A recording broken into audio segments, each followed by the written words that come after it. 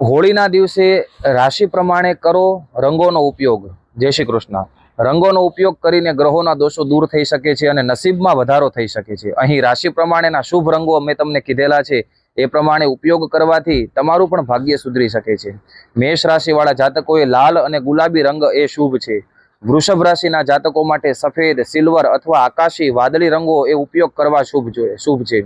મિથુન રાશિના જાતકો માટે લીલો રંગ એ પ્રગતિ અને સુખ લાવશે। કર્ક રાશિના જાતકો માટે સફેદ અથવા દૂધિયા રંગથી હોળી રમવી અથવા પાણીથી હોળી રમવી એ ફાયદાકારક છે।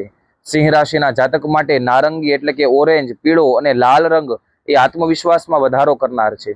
કન્યા રાશિના જાતકોએ લીલો, મરૂન કે ઘાટો વાદળી રંગ શ્રેષ્ઠ રહેશે।